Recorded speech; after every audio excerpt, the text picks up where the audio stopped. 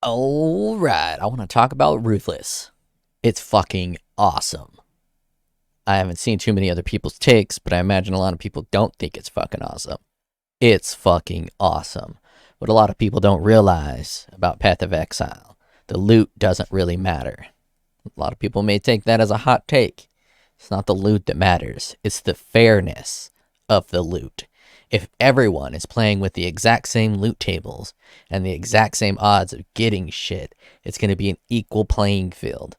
So it's just kind of a preference on how you want to play the game. And Ruthless mode allows you to play the game in a much slower pace and a much harder fashion. So it's more like almost more like a dungeon crawler type feel than it is an action role playing game. And I love a good fucking dungeon crawler. I love a good fucking grind. I'm an old man. I started with like Phantasy Star, and I beat Phantasy Star 1 with just Elise. I didn't get any other characters. I leveled her all the fucking way up. Eventually, you have to get the other characters, but you know what I mean. I leveled up Elise all by her fucking self. She was max level. All I did was circle and fucking grind. So I love a good grind. I love a good loot hunt. I love a good search. I love some good difficulty. Now, one of the biggest problems with the current league, 3.19, is the unfairness of the loot drops. That is my biggest problem. I don't care that they nerfed loot significantly, so when you run a map, you basically get nothing. I'm totally fine with that if everyone is also getting nothing. But these fucking loot trolls or loot groups that pack up and get a bunch of magic find and then kill one mob and get 50 fucking divines with one dump, that fucks up the entire thing, because some people are getting 50 divines in a map and other people are getting nothing. So I don't know. I think GGG fucked up big on this league, and it's not for all the reasons that other people are mad at. It's for the idiocracy of a lot of their decisions, like the fucking letting a mob drop 40 divines while everyone else is getting fucking nothing. So you got Joe Schmo, aka the consumer, fucking running maps, getting stacks and stacks and stacks of armor scraps because he doesn't want to build a fucking magic find build, and all he gets is fucking scraps. Where everyone else is getting these magic find builds, they even find one of those mobs in their map, and then they call over a magic find buddy to come into their map and get 50 fucking divines. What the fuck were they thinking? Dumb. Fucking retarded.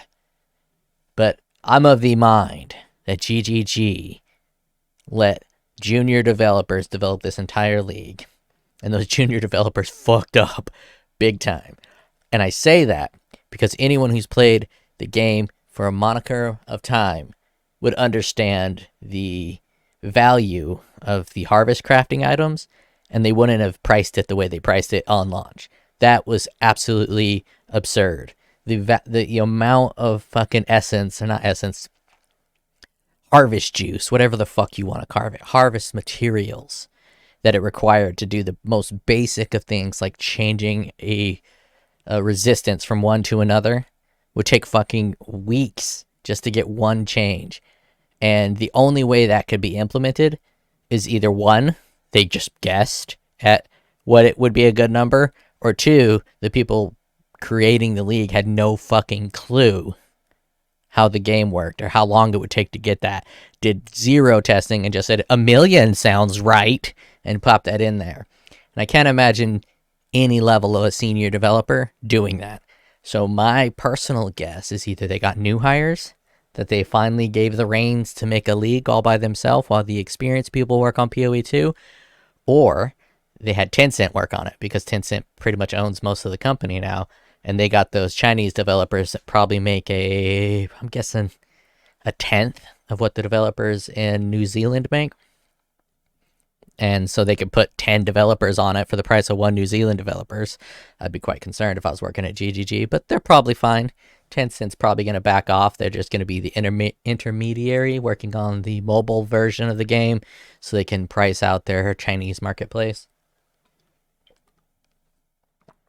But for hardcore mode, I doubt they're going to have any massive disparity between players. You're not going to have one dude who's getting 50 fucking divines and another guy who's getting fucking nothing. I don't think that's gonna be the case. And then another aspect of it is playing this league. I basically don't even look at loot. Honestly, like maybe a divine will drop from here to there. For the most part, I don't even look at loot. I focus on making builds and running map and having fun. I don't even care about loot because it just doesn't drop. And I feel that that's going to be pretty similar, just kind of in reverse.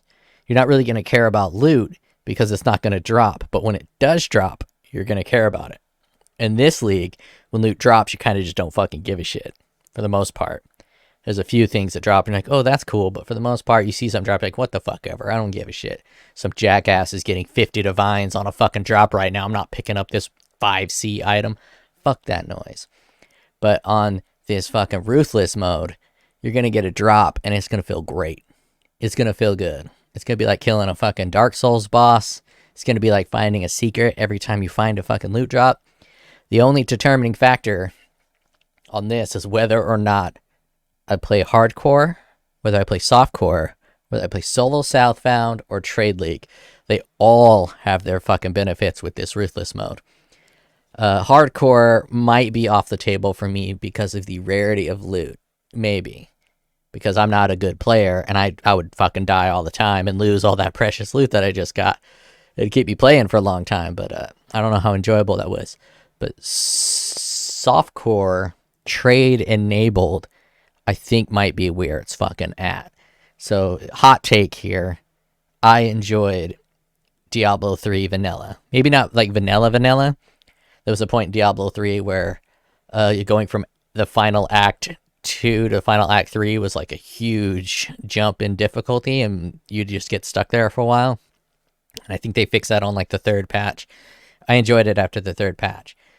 And then they opened up the auction house before the real money auction house, and I fucking love the auction house. I'd get gear that wasn't catered to me, but it was catered to someone else.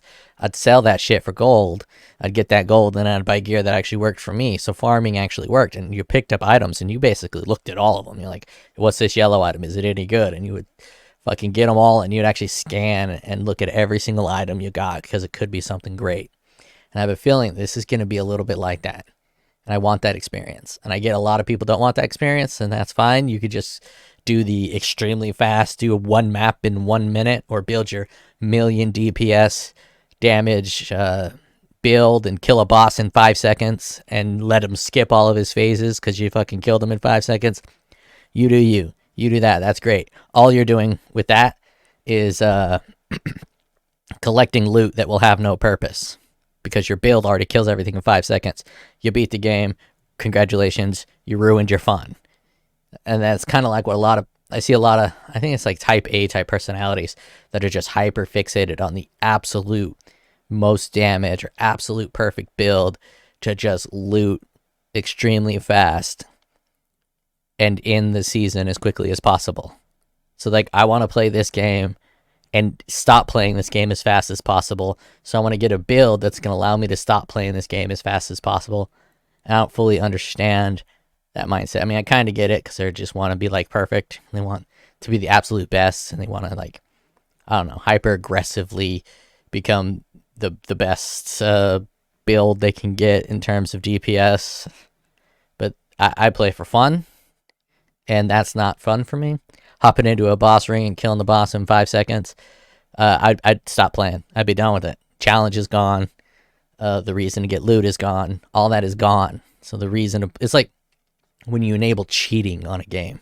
I love a good cheating for like a Dark Souls game, but as soon as you enable that cheating and you fucking modify your stats, there's no point playing the game. You're done with it. The feeling of accomplishment, the desire to keep going is completely removed once you become too powerful. And I think Ruthless, in my opinion, is going to be absolutely incredible. And a lot of the shit, I don't even like Flask. I don't like potions. I mean, I think I barely even use them. Ever since they made the fantastic change where the potions auto-popped, I've lost the ability to properly use a health potion because I don't use health potions anymore. I just use all utility flask. And I either use Leech or Lifergen for my health. So that's not a big change. That's a pretty dumb change to have you go back to town to refill your potions, but I don't like potions anyways. Now, back when Japan was rocked with an earthquake, they made this song and this video to make Japan feel better. And in this song and in this video, I'm sure you've all seen it. Pon Pon. Actually, you probably all haven't seen it because it's 11 years ago and you guys are all probably like 12. Well, I'm a 40-year-old man talking like a 14-year-old on Xbox Live. I've seen this video several times. I absolutely love it. There's a fucking bullet crown in it. There's all kinds of magical shit you can find in here. And I revisited it recently. And there's something in this dance that has existed the whole time. And I didn't fucking know. She's making a P and a W with her body. P, W, P, W for Pon Pon Way Way Way. And I had no fucking clue that she was using her body to make a P and a W. See? P right here, and the other one is a W. Pon Pon Way Way.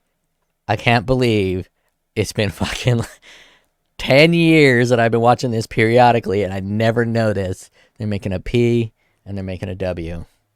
And with that, the video ends.